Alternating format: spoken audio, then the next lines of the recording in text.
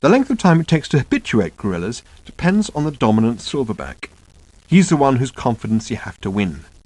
In the case of the family group we were visiting, it took fully 3 years.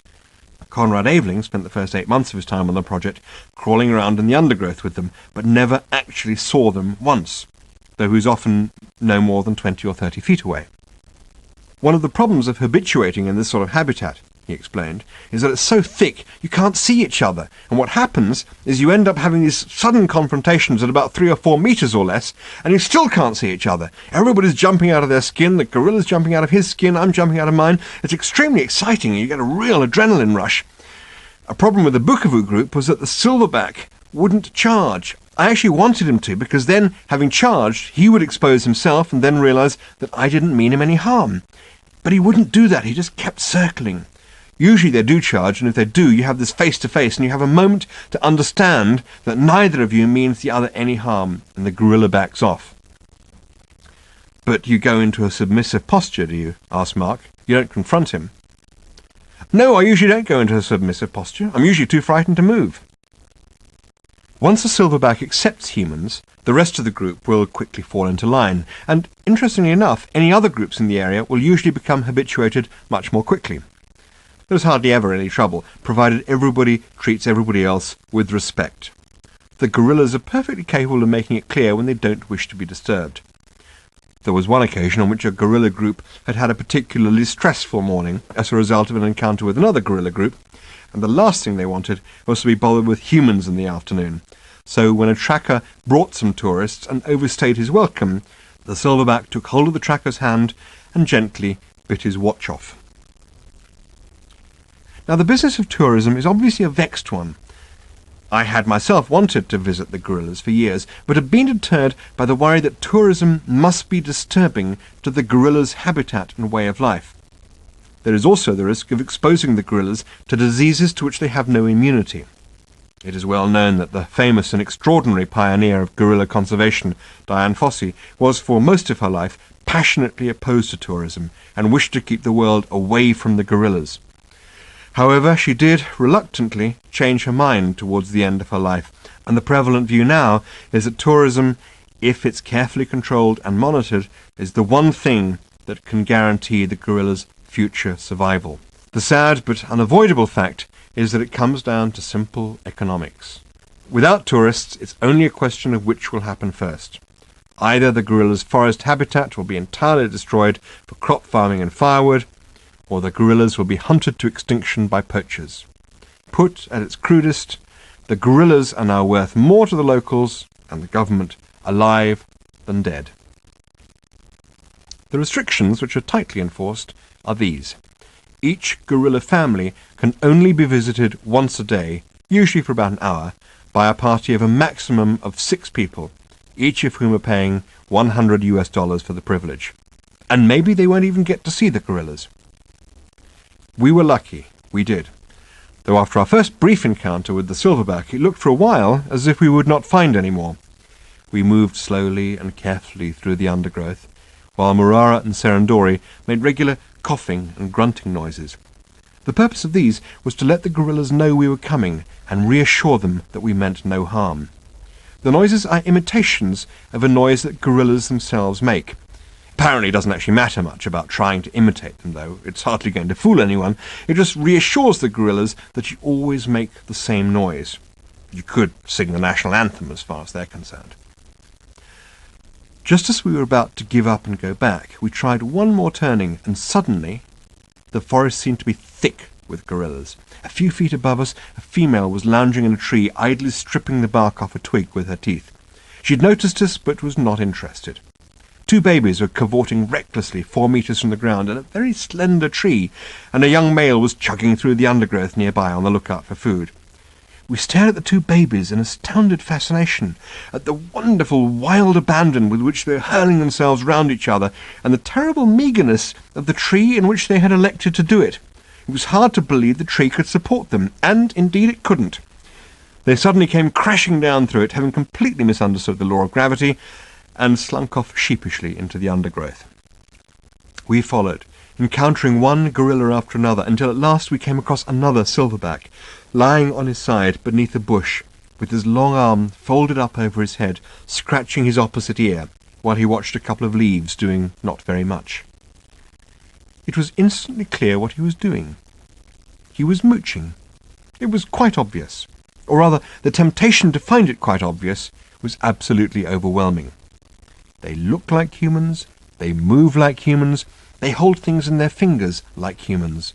The expressions which play across their faces and in their intensely human-looking eyes are expressions which we instinctively feel we recognize as human expressions. We look them in the face and we think we know what they're like. But we don't. Or rather, we actually block off any possible glimmering of understanding of what they may be like by making easy and tempting assumptions. I crept closer to the silverback, slowly and quietly on my hands and knees, till I was about 18 inches away from him. He glanced round at me unconcernedly, as if I was just someone who'd walked into the room, and continued his contemplations. I guessed that the animal was probably about the same height as me, almost 2 meters, but I would think about twice as heavy. Mostly muscle, with soft, grey-black skin hanging quite loosely on his front, covered in coarse black hair. As I moved again, he shifted himself away from me just about 6 inches, as if I had sat slightly too close to him on a sofa, and he was grumpily making a bit more room. Then he lay on his front with his chin on his fist, idly scratching his cheek with his other hand. I sat as quiet and still as I could, despite discovering that I was being bitten to death by ants. He looked from one to another of us without any great concern, and then his attention dropped to his own hands as he idly scratched some flecks of dirt off one of his fingers with his thumb. I had the impression that we were of as much interest to him as a boring Sunday afternoon in front of the television. He yawned.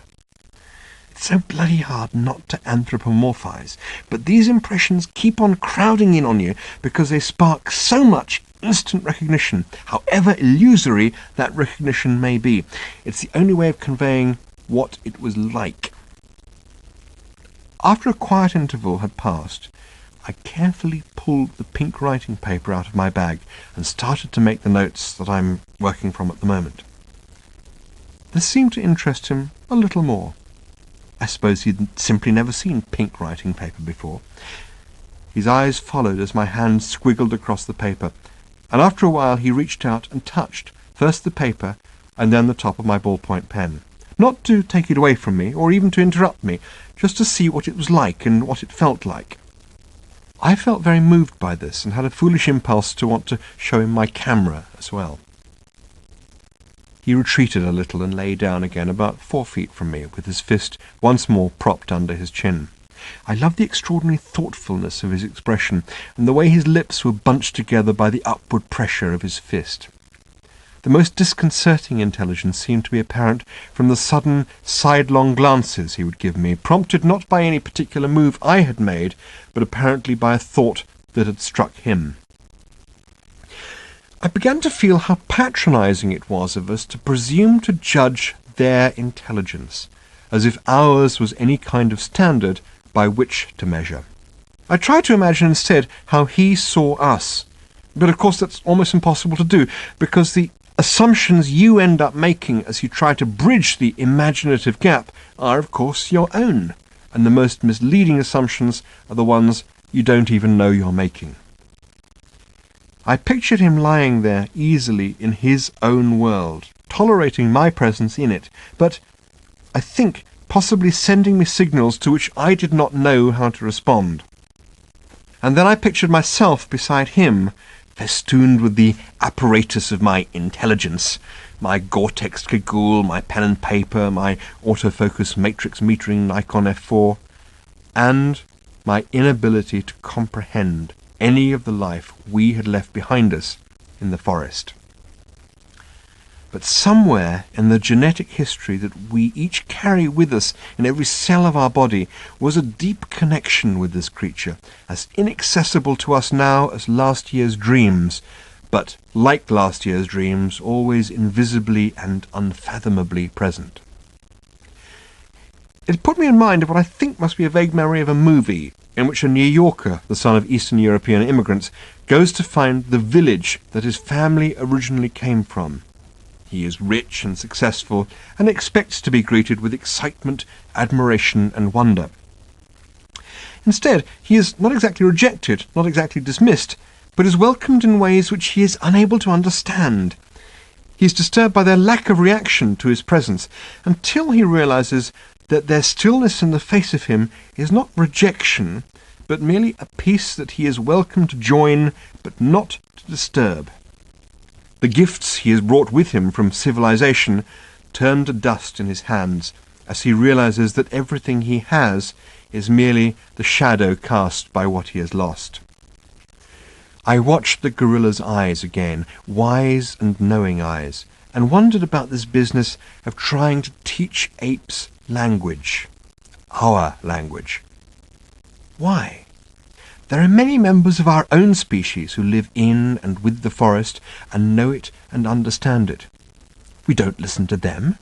What is there to suggest we would listen to anything an ape could tell us? Or that it would be able to tell us of its life in a language that wasn't born of that life? I thought, maybe it is not that they have yet to gain a language, it is that we have lost one. The silverback seemed at last to tire of our presence. He hauled himself to his feet and lumbered easily off into another part of his home.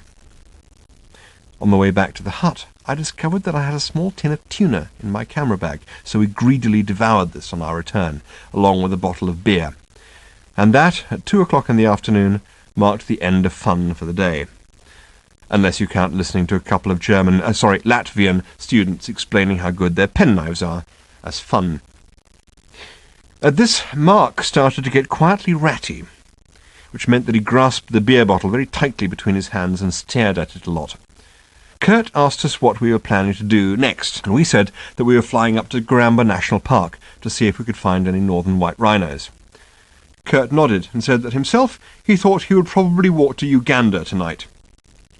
Mark's knuckles grew whiter round his beer bottle. Mark, like most zoologists, tends to prefer animals to people anyway, but in this case I was with him all the way. It occurred to me that we had spent a day rapt with wonder watching the mountain gorillas, and being particularly moved at how human they seemed, and finding this to be one of their most engaging and fascinating features. To find afterwards that a couple of hours spent with actual humans was merely irritating was a bit confusing.